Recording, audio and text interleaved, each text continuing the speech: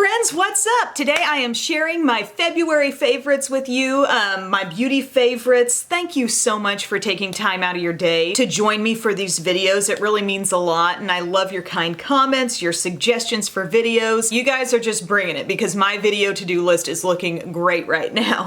But I want to share with you in this video some of the things that have been my most used products over about the past month or so. You might be saying, if you've really been paying attention, where was the January Best in Beauty video? And actually that kind of turned out to be the video where I did the full face of products that were like favorite things that were nothing new. It was a real month of rediscovered and older favorites for me, so if you're interested in any of those really great products that might actually be currently in your collection right now, definitely check out that video. And also I've recently done a top 5 bottom 5 new releases, and the top 5 in that video are some really great things too. So I don't want to get too redundant. I do have a couple of those things that I'm going to sort of remind you about in this video. But yeah, I'm excited for what I've got to share. And I want to start out with a hair product. This was actually in my Amazon picks video, my Herbal Essences Arabica Coffee Fruit Shampoo.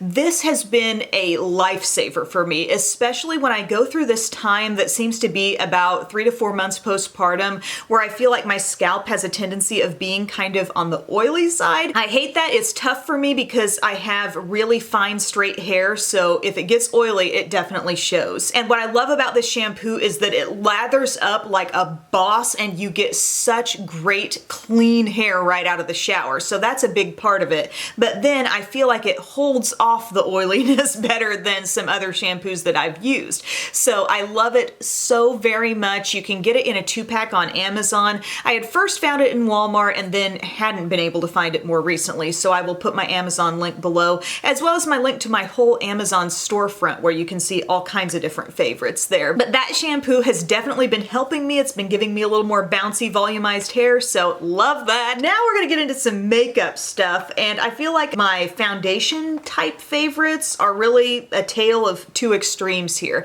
I've got my most used, really lightweight product, and then I've really been getting into a full coverage pick that I definitely liked right off the bat, but didn't continue to give it a whole lot of attention. So let's talk about that one. It's the Smashbox Studio Skin Full Coverage. I'm wearing this today and it's just kind of undeniable how beautifully full coverage this product is.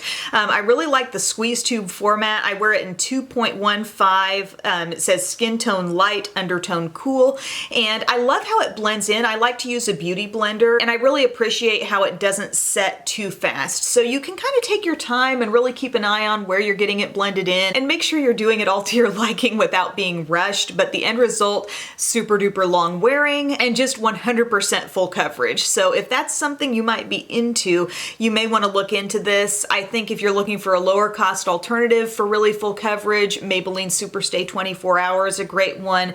And if you are more on the oily side, look into Rimmel Stay Matte. So there's something for everybody if you want full coverage, but this is just one that I was kind of like, oh, I didn't really give that a lot of attention right away. When I first started using it, it just sort of drifted off, but now it's back and I love that. And then if I'm wanting something just really light and natural, this Nude Sticks, y'all, I mean, I am gonna use this up. This does not have a whole lot left in it. I wear the shade Nude 3.5. You're gonna have this little pump style squeeze tube situation. I feel like I talk about this all the time. You're probably sick of hearing about it, but I love the glow that it gives my skin. It's gonna be a light coverage product, but it's all about the overall skin tone evening out and just radiance boost that you get. And I've really been on a roll with this one. I'm thinking back to before Rhett was born, so back in the fall. And most recently, I really don't think I can call it a favorite yet because it's just so new to my mix, but the new Neutrogena Radiant Tinted Moisturizer is pretty similar to the feel that I get from this one. So that's something to think about there. But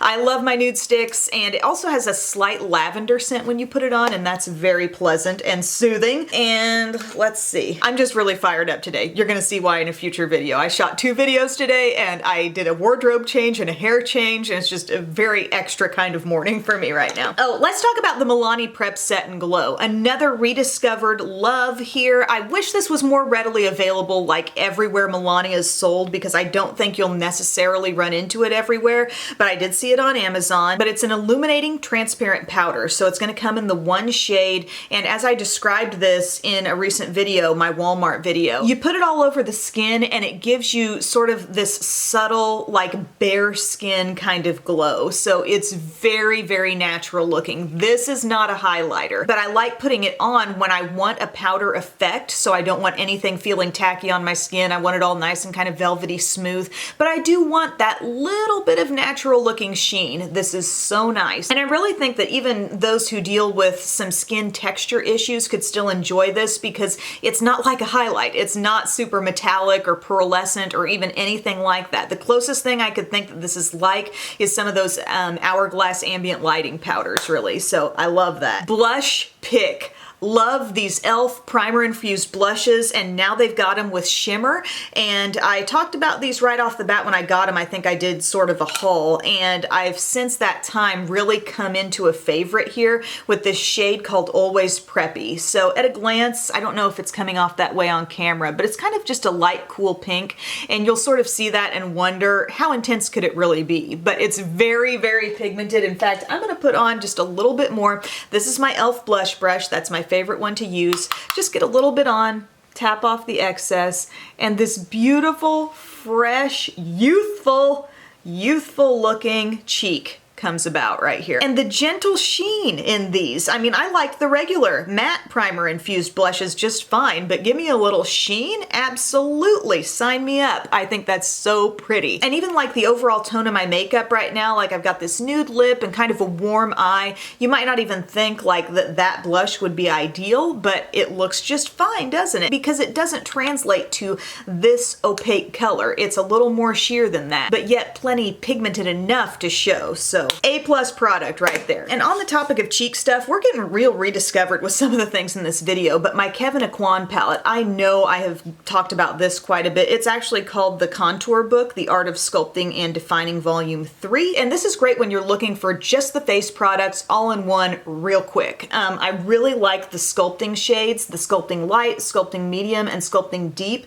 Typically what I will do and what's on my face today is just bouncing back and forth between medium and deep and applying it around the perimeter of the face and in the hollows of the cheeks. They're just a really, really excellent tone. And then if I want blush, look at this awesome gradient here. So it's straight up blush color, a little more shimmer, or make it a little more neutral. It kind of reminds me of that Too Faced Pink Leopard product. Remember how that was kind of a mix of pink and bronze, and it was all kind of put into the same compact. And here you get to enjoy that as well with the opportunity to make it a bit more shimmery if you want.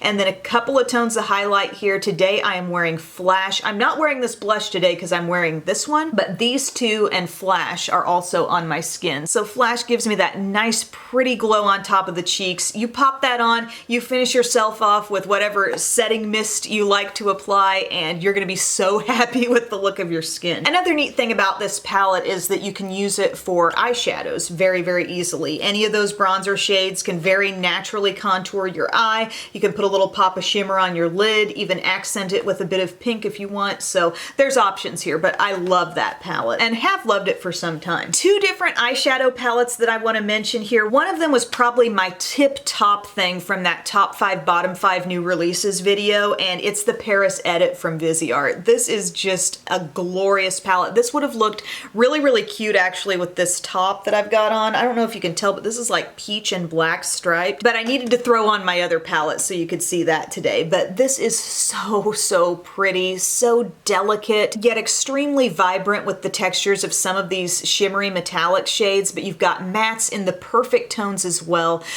Don't just feel like this dark shade is all you can use for contrast here, because you can get some really neat looks using this sort of charcoal with a hint of blue and also this murky plum. Those can be great sort of contrast providing shades in your look. But I mentioned this in the top 5 bottom 5, how I really like how Viseart has made their brand, I think, more consumer friendly over time. They've put out more small palettes that can be a little bit lower priced, that can expose, I think, a lot more people to what this brand is all about. And the shadows could not be easier to use.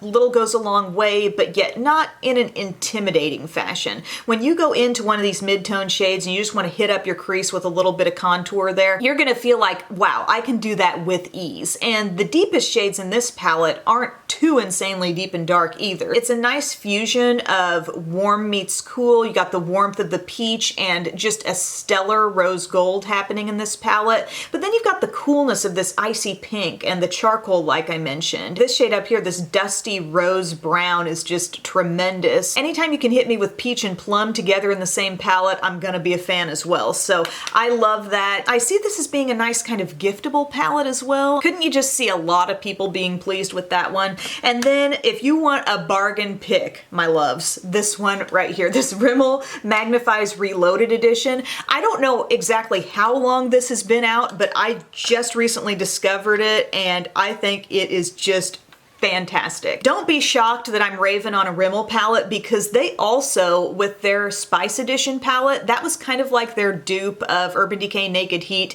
and frankly, that was better than Naked Heat. So they have done some really great palettes. Not everyone has been a home run for me, but this one I totally love. It's a great everyday palette. There's a nice sprinkling of different things happening. There's a plum, there's a nice rust. You've got varied tones of light shimmer that are surprisingly long wearing. So if you want one of these to be your inner corner pop, like I'm wearing that on my inner corner and both of these on my lid today, they last so well. I was admiring myself in the mirror last night as I was changing Lil Guy's diaper, and I was looking up and I was like, oh my gosh, is that my inner corner highlight from like 6 o'clock this morning still in place, still looking perfectly intense and beautiful? And it totally was, and everything else looked great too. There's a nice kind of metallic copper here that you're going to enjoy, or more of a ruby type shade, I would say. Some pretty browns that are nice and rich and actually look gorgeous in the crease. You can tell these are shimmery, right? But you'll be surprised at how nicely those play in your crease. With any of these lighter shades just popped on the lid, it's kind of like a soft airbrush looking eye. I don't know how to explain it, but the shades merge so nicely into each other. Today what I did, let's see, I first put this shade in my crease. That's kind of where I like to start, and then I added some of this toasty kind of terracotta shade to my crease as well. Can you see that there?